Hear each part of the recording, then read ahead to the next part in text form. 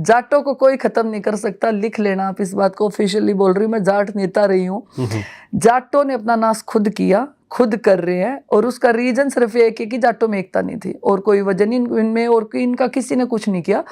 कोई अच्छा एक बात और है, कोई बीजेपी हमारे खिलाफ नहीं है, हम अपने खिलाफ खुद है। ऐसा नहीं कि बीजेपी हमारा क्या बुरा करेगी, हमारा कोई बुरा नहीं कर सकता, ना कांग्रेस बुरा कर सकती हम लोगों का। हम यहाँ मेजोरिटी में बैठे हैं, स्टेट में एकता है, भाईचारा। आज भी बीजेपी में कितने लोग हैं, अगर हम अपना रिप्रेजेंटेशन देखें तो सेंटर में बीजेपी में वाइस प्रेसिडेंट हमारे बैठे हैं आज के दिन, है ना। अभी धनखड़, तो मेरा कंसर्न सिर्फ ये है कि ऐसा नहीं है, आज कैबिनेट में हमारे मंत्री बैठे हैं, बीजेपी में सेंटर, आज स्टेट में हमारे 4 मंत्री, 4 हैं या 3, आई थिंक 3 से 4 हमारे बैठे हैं, डांडा जी बैठे हैं, श्रुति बैठी है, तो सारे हमारे ही ना है।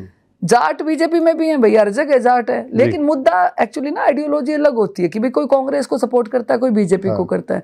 प्रॉब्लम जाटों का सीएम इसलिए नहीं बनता क्योंकि चौधर का रोड़ा है। और मैं तो देखो पहले भी बोलती थी, तुम ये चौधर के फार्म भरने छोड़ दोगे ना, और एक होके मैक्रो मैनेजमेंट, आपकी माइक्रो मैनेजमेंट ओके है, और एक होके लड़ोगे, तो मैं लिख के दे रही हूँ, यहाँ कुछ नहीं आना जाना किसी का। लेकिन हमारे लोग भाई मैं तो फिर नस हो गया। आप समझाओ ना इनको।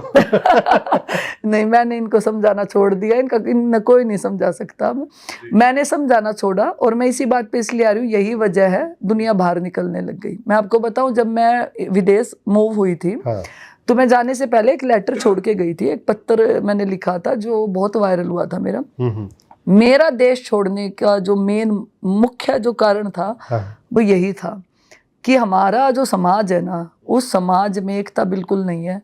और वो समाज आपको, अगर मान लो मैं ये मानती और मानती क्या हूँ, लोगों को पता भी है, मेरे जितनी मेहनत या मेरे जितने काम और मेरे जितने पंगे और मुद्दे, पंगे भी कि सरकार से डायरेक्ट भिड़ना और लड़ना हर मुद्दे पे, और पंचायतों में उस लेवल पे बोलना, 10-10 लाख आदमियों की रैली में अकेली संगीता दैया खड़ी है, और आज तक एक मुकदमा मेरे ऊपर नहीं, कोई 751 का मुकदमा नहीं, कोई नाम खराब नहीं हुआ, कोई आदमी पीठ पीछे भी ये नहीं कह सकता कि भाई हमारा इस छोरी ने कितना बुरा करा हो। पक्ष बीजेपी की सरकार इतने सालों से, सारी बीजेपी का संगठन और मंत्री ये कहते हैं कि बोला ईमानदार तो है, कम से कम मुंह पे गाड़ बक्के जागी, लेकिन ईमानदार लड़की है, मेरा बुरा नहीं करते। मैं झूठ नहीं बोलूंगी, मेरे को कभी बीजेपी ने भी कुछ नहीं कहा।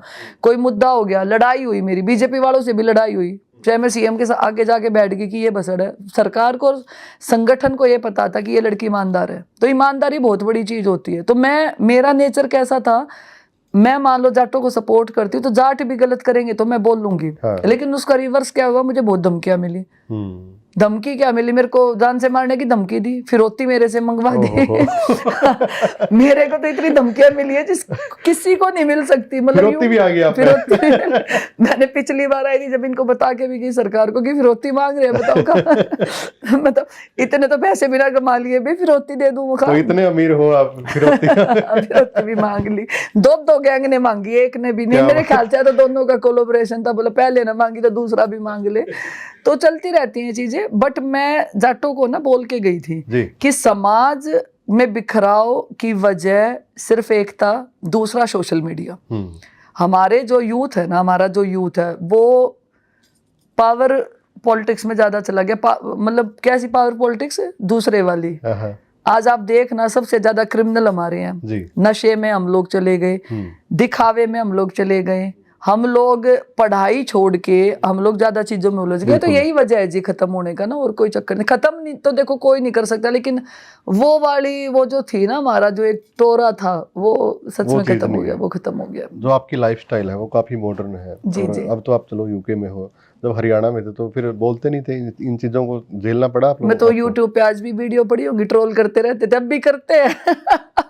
देखो हरियाणा का अब तो ना बहुत चेंज आ गया। मैं एक चीज बताऊं, इंस्टाग्राम को और मीडिया को मैं थैंक यू बोलती हूँ कि चलो कुछ तो बदला, कुछ तो चेंज हुआ। पहले मेरे टाइम पे क्या, मैं जैसे ना डीयू में पढ़ी हूँ, बाहर जॉब करती थी, दुबई चली गई, सिंगापुर चली, मैं घूमती रहती थी, तो मैं वेस्टर्न कपड़े पहनती थी, मैं कंफर्टेबल हूँ। अच्छा, मेरे पेरेंट्स को प्रॉब्लम नहीं है, पापा भी नेवी में थे तो बाहर ही रहे हैं, तो हम है भाई। और कपड़े पहनने से ना किसी के करैक्टर को तुम जस्टिफाई नहीं कर सकते। तो लोग क्या करते, मान लो मैं जो ना फ्रॉक पहनती हूँ, वेस्टर्न ड्रेस पहन के चली गई रोहतक, और सामने से कोई मंत्री आ रहे हैं, कोई खाप के आदमी आ रहे हैं, इसे लत्ते पैर है, नुआ होगी, किसी के लांडे जाए। आज वही चीज हाँ। उल्टी हो गई है। आज जब मैं आती हूँ तो लोग यूं कहते भाई इस लड़की ने जो कर दिया ना, कोई कर नहीं सकता। तो वक्त लाना पड़ता है जी, वो वक्त लेके आए हैं। तो कभी लगता है जैसे यूके में आप रहते हैं कि हरियाणा को भूल जाओगे आप? ना मैं तो ना बोल, मैं तो ज्यादातर हरियाणा में रहूँ, आती जाती रहूँ, मैं तो नहीं बोल सकती। मेरा तो दिल में, मैं तो हरियाणवी बोलती हूँ, हरियाणा पूरा कल्चर वो करती हूँ अपना। जी, आपकी गाड़ियां भी देखी है हाँ, गाड़ी देनी पड़ती है लड़की को। मैं तो हर लड़की, देखो एक चीज और को समझो, आपको कोई थप्पड़ मारेगा, ठीक है, मैं गांधीवादी विचारधारा की नहीं हूँ कि कोई थप्पड़ मारेगा भाई मैंने गाल आगे कर दिया बोला तू एक और मार ले, हाँ। मैं नहीं हूँ। मैं तो बोलती हूँ शुरुआत करूंगी नहीं खत्म मैं करूंगी, कोई हो लिया जाए। मैं दबंग हूँ और दबंग घर की हूँ, ये और बता दूं मैं, मेरे पता भी है लोगों को, भाई भतीजे 50 से पीछे। मान लो किसी ने मेरे साथ बदतमीजी कर दी, कुछ हो गया, एक पल के लिए औरत हूँ, रो लूंगी, इमोशनल हूँ, लेकिन पीठी पीछे माफी नहीं है किसी को भी। तो क्या होता है, रही गाली की बात, आपके कैरेक्टर को लेके कोई बोलेगा, आपको कोई ह्यूमिलिएट करेगा, आपको कोई टॉर्चर करेगा, परेशान करेगा, और आपकी गलती नहीं है, तो भाई गाड़ गाड़ के लठ भी मारने पड़ जाए। तो वो अपनी लड़ाई इंसान को लड़ने में सक्षम होना चाहिए। मेरी आइडियोलॉजी सदा रही है। अब देश आज बढ़ चुका है, कोई आदमी गांधी को मानता, कोई गोडसे को मानता है।